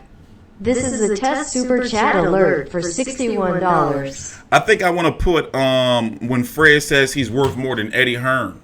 I'm like, as like the sound bite. I think that's a good way to go. He was in spirit. He gave messages. He gives guidance. He is forever loved, right? Right? That's you, Drew. Why didn't it read it? What the fuck? Oh, I gotta change it. They only read it if it's $5. Canelo was pissed, per my sources, on the LA boxing scene. He's dug in against Golden Boy. Yeah, we talked about that earlier in the video. I gotta fix that. So yeah, in order for, I think I did that. Did I do that, or is that did they do that on their own? Well, anyway, this is all new. I'm working out the kinks. All right. So yeah, let's do some Q&A. We got some time to chew the fat. In fact, is there a media event today? Remember, we're going to be streaming. We're going back to streaming all the press conferences and media events. Sometimes, if it isn't read, people don't swear in the text. No, I turned that off. I made sure I turned the profanity and all that off. I want people to cuss. I want y'all to cuss. All that shit. Hold up, let's do some Q&A. I got the chat up here now. I love me some Claudia Trejo, man. Don't get me started. Does Fury have any chance at beating Otto Wallin? What? What? I want to go to Devin Haney fight. I'm a big Devin Haney supporter. But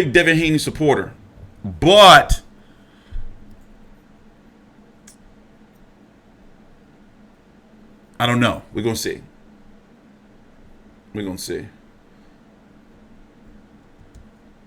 Hardy Serrano. Yes, that's almost done. I've heard about that, though, for a while.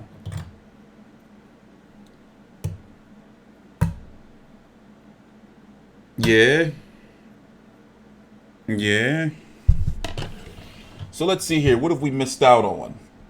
Let me check and see what my titles, Frampton, Wallin.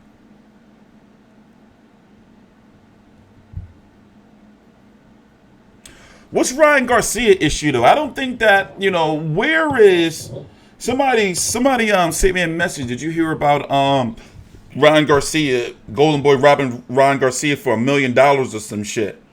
What did y'all hear that shit at? Where did y'all hear that at? And Ryan Garcia has been pissed, but I stopped following him because he was posting all this sunshine and rainbow shit on his page.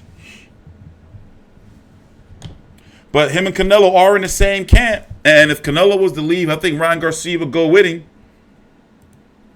under Canelo Promotions.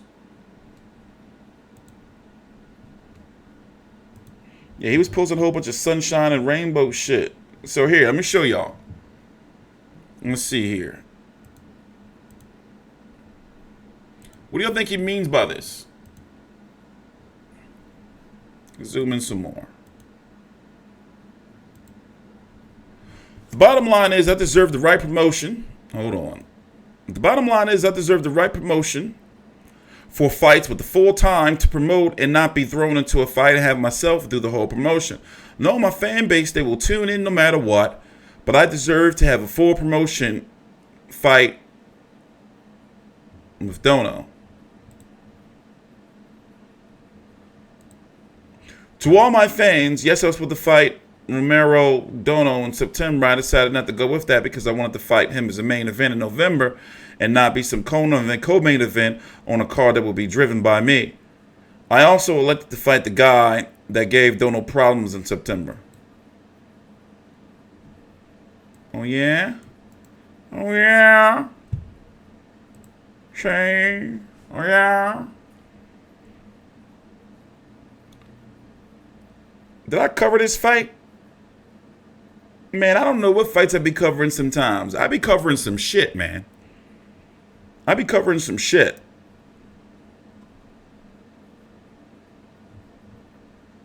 All right, King Rye. You pissed, King Rye? So what co-main event were they going to put him on? I mean, he does sell a lot of tickets to those kids. You know, those Fortniters. You know, those Fortniters with the dancing and shit. Fucking funny haircuts. You know? I think, you know, what can Golden Boy do to fix their situation? And if you really look at it, Golden Boy hasn't been signing any fighters. It's not like you see like Golden Boy signing people up. Like, you know, when have they really signed anyone? Don't get me wrong. They have a strong Hispanic. And you know I'm half Mexican, half black, half Irish. They have a very strong Hispanic base of fighters and prospects. But where's everything else? You know? Very strong Hispanic fighters. But they haven't really been grown outside of that. And also, let's talk about the fucking elephant in the room. A lot of fighters still don't want to sign with Oscar De La Hoya because he dressed up like a bitch. You know, that is a horrific, grotesque sight. You know? And with him still, you know, doing the partying, getting booked, you know, pulled over for DUIs and all that shit. It's like, bro. However, it is glorious where he decides to come out of his hole and comes on Twitter and start bashing Floyd. You know. And then Floyd always fired back with the fishnet shit. But obviously, Oscar don't care. So Oscar's the winner in that situation because he already know what Floyd gonna come back with. Oh, shit. Weird. Yeah, man, it's weird. It's weird.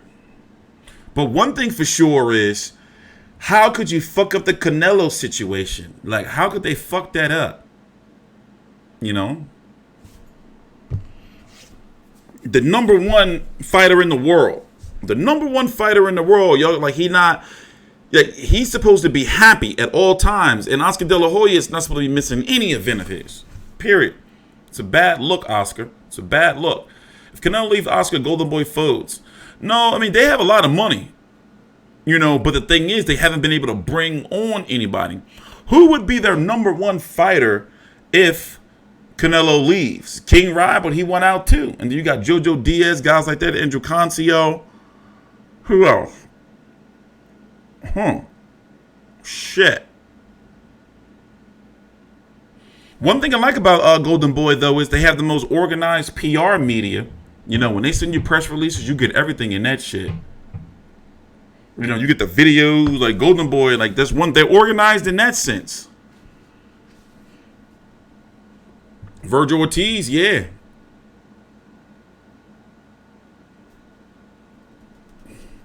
The WBC, man, I'm so upset with Gilberto. Not Gilberto. I'm always going to be pissed at Gilberto Mendoza. That WBA pisses me. You piss me off, Gilberto Mendoza. You sicken me, man, making up all these belts. It's weird. But to get back to Terrence Crawford, man, you know, I'm concerned that Al Haymon is intentionally, like it looks like it is, like making Terrence Crawford question his future by not letting him, you know, like fight any of his fighters. Like, what the fuck? Why can't we get Terrence Crawford versus Danny Garcia on ESPN? That would make sense, right? Terrence Crawford versus Danny Garcia on ESPN pay-per-view or ESPN Plus if they want to build subscribers. Build more subscribers for the boxing fans on ESPN Plus. For crying out loud, they both fought on the same night. And in fact, they were supposed to fight in the same city. They both fought the same fighter. They both beat up. One of them made him quit Amir Khan. One of them knocked him out. Al playing chess like a motherfucker. You know, you can't be mad at him. That's business. Because, see, he knows that, oh, shit, we getting Spence Porter. So we cool with not having, you know, we're not in the outrage as if it would have been Spence versus a fucking Jose Zito Lopez or something. You know? However, I'm really, really looking forward to Spence versus Porter. In fact, let me check now to see when that PBC face-to-face Spence versus Porter. See if they got some new shit. No.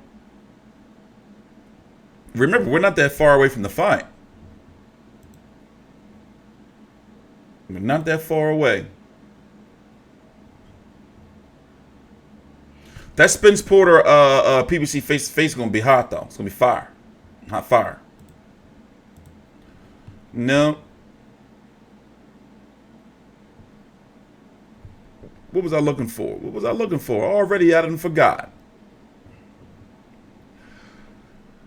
There's also, you know, those rumors and fans speculating that they're going to revisit Pacquiao Thurman for a rematch. That's a good way to extend Pacquiao's career because if Pacquiao loses, then there'll be a third fight. You know? That's the reason why I think Super Chat is good. Because, see, people, y'all be you can't keep up with reading the chat. So that's why, yeah, I can't keep up with that. How would that shit be moving? Is too much. Forgot what I was looking for. Where's it at? Where the hell is it at?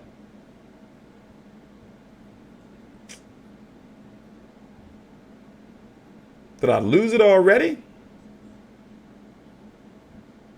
I done lost the clip.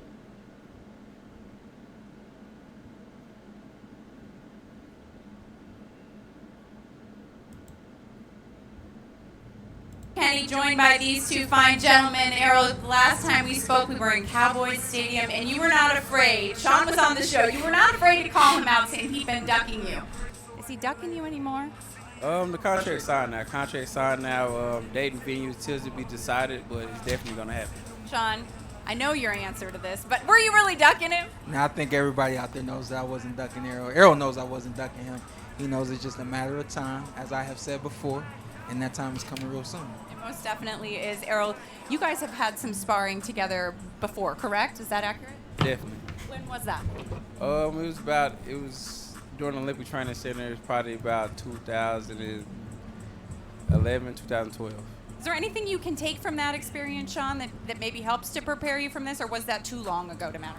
You know what? The one thing I do take from that, giving respect to Errol, I remember at the time he was ready for the Olympics. He was ready to do what he did out there, and I knew that at some point he'd be ready for this moment now. How is a fight against Sean Porter different than what you just faced in Mikey Garcia? It's not really no difference.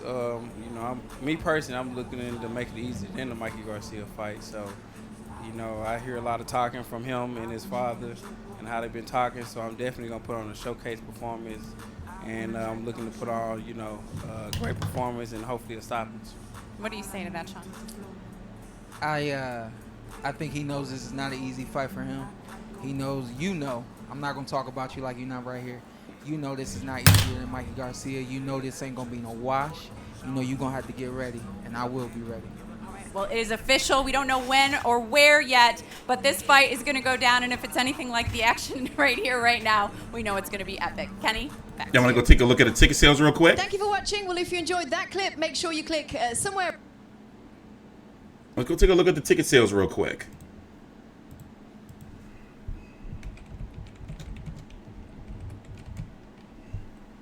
Go take a look.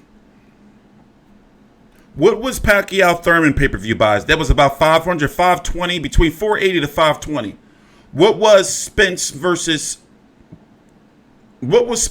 Garcia? And what do you think Spence versus Porter is going to do? I think Spence versus Porter is going to do about 250. I'm going to be shocked and very, very happy if it does 300. I'm talking like it's my motherfucking event.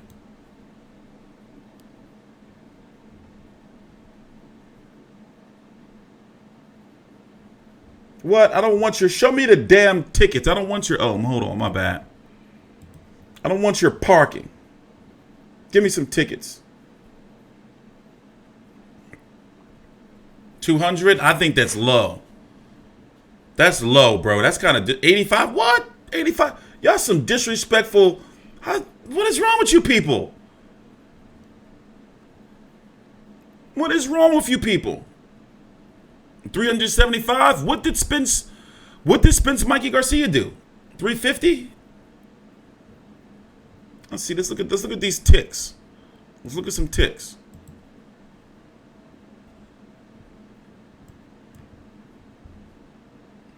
This is not the site where you can zoom in. Oh, there you are. So wait, how do I get? Okay, those ring sides are gone. Were these sections up here opened or closed? Oh, y'all can't see my mouse cursor. Hold on. Let me fix it. Let me see. Capture cursor. You see it? There we go. Were these sections up here?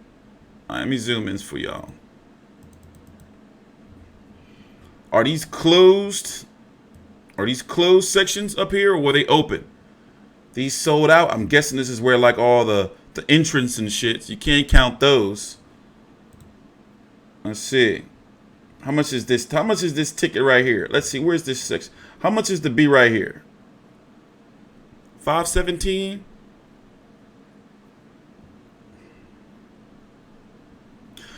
Fox has a lot of momentum though.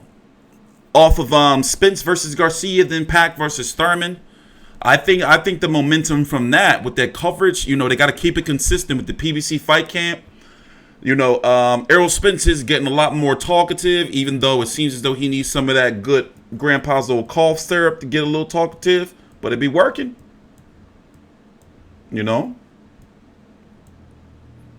He's doing his part. He's selling the fight. And from my understanding, he forced for this to be on pay-per-view. They were angling for this to be on free TV and broadcast this around like a football game or something.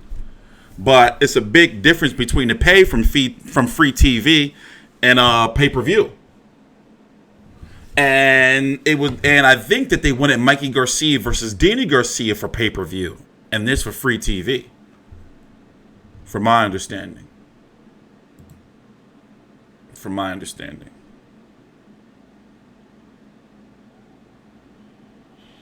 Cool. We've been doing all right.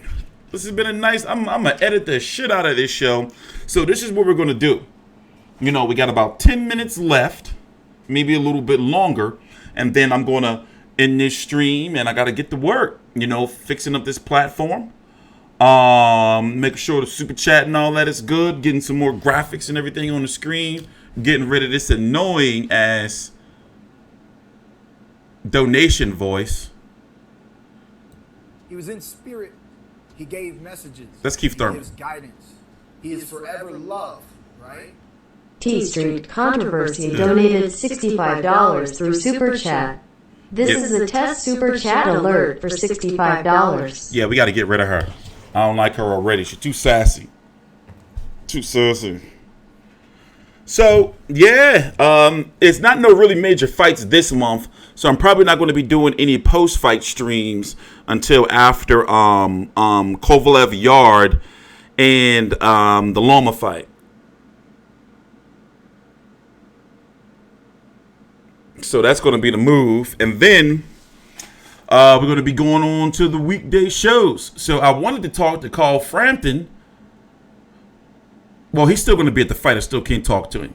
So now that this is all set up, now I can move on to finalizing my podcast, and we can start going down the other path of content. So for those who have subscribed to my other channel, T Street Uncut, there's not going to be boxing on there anymore. So I'm going to be doing, anybody play Fight Night Champion? Call of Duty, PlayStation 4, Xbox. I'm going to be doing some more gaming streams. You like smoke? What? Why would you ask me if I like his smile, man?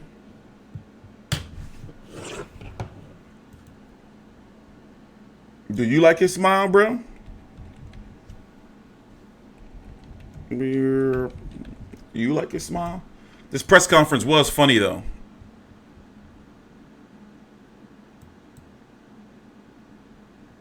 Do you like his smile?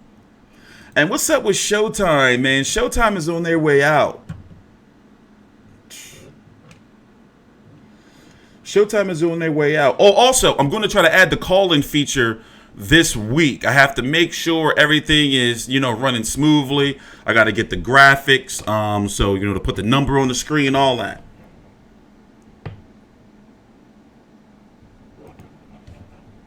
Go about right now. The fight is coming September 28th. Errol, Sean Porter, Sean, welterweight unification. You are about legacy. You're about looking ahead and going down as one of the best of all time. For you knowing, and you were the one that said, I'll fight Errol Spence. As Errol has mentioned, not many people have been clamoring to fight him. But why do you feel in just your bravado to come out and say, I want that fight. I want to go down as one of the best? You know what? When I fought Keith Thurman in 2016, he was considered to be the most dangerous guy in the division. And I wanted to take that away from him. I wanted to take that title away from him. I wanted to take that O away from him. So in a lot of ways, yes, I've been down this road before. I think I'm more prepared this time around. And so when you talk about the new monster of the division and Errol Spence, I'm not foreign to taking on those challenges. I'm not foreign to getting prepared for those kind of challenges. I'm not foreign to understanding what that fighter can do and what that fighter possesses, his skills, everything that Errol has. And and it's like I've said before, I'm both willing to take on that challenge, and I'm able to come out on top at the end of that challenge. And that's why he was selected. I told him, hey man, you get a belt and it's on. And once he got a belt, I had to get a belt, and then I got my belt and we made it happen. So, there's nothing but excitement around the Porter, around Team Porter and the Porter household. And I guarantee you. Let me tell y'all, when I thought that Sean Porter was going to do, some avoiding of Errol Spence. I thought that they were close from some things, I've learned about Kenny Porter and Errol Spence in the past. And honestly, Can Sean Porter, he don't want to box. I think, right, he doesn't want to try to box and move around against a Errol Spence. He want to try to rough him up and get Errol Spence out of his game, right? Errol Spence seems to know that, or seems to understand that may be his plan to try to do. I don't think that he can be able to box. Look at the issues he had with your Denizugas. Getting in on the inside. That actually in my opinion, is a good preparation fight. Right? Lucas is a southpaw too, correct? More of a boxer. Not a pressure fighter. Errol Spence can do both. I'm rooting for Sean Porter, but it's hard to say that he's going to win. Is that a crime? Or that, I will pick him to win? Let's listen to some more. There's going to be nothing but excitement around this world when him and I get in the ring. And speaking of excitement, Errol, how excited are you to know that a guy went ahead and said, you know what? I want him. I want you. Does that amp you up knowing that you're going to have someone that's going to come forward and bring his best, especially under the bright lights at the Staples Center in Los Angeles?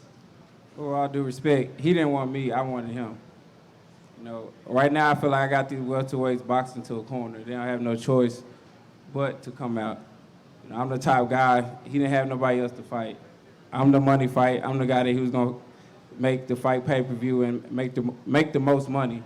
So I feel like he didn't have a choice but to fight me. And then when I called him out, got in the ring, it just had to happen.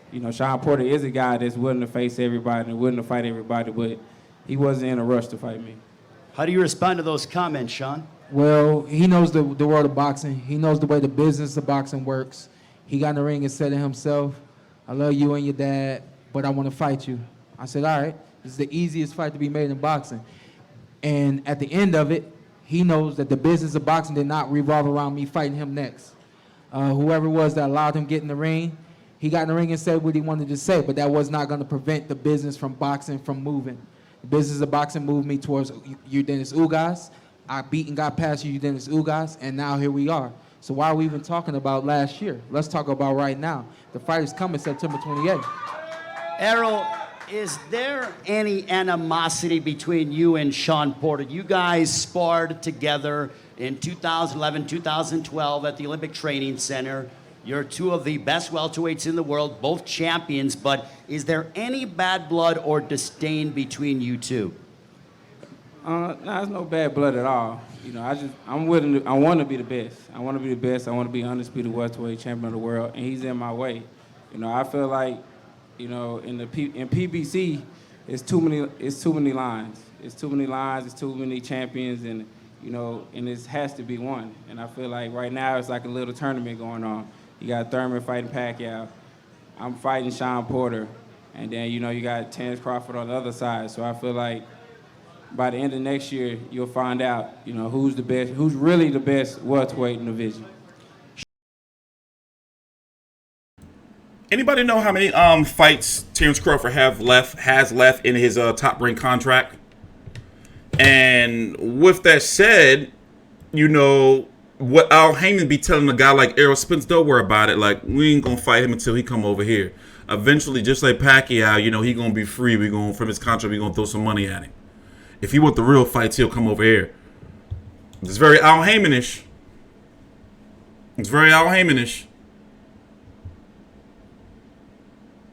Yeah, we already talked about the Golden Boy situation. I'm going to edit. What I'm doing now is I'm going to end this stream and we're going to edit this all up. And then what I'm going to do is, remember, we are going to be streaming press conferences again.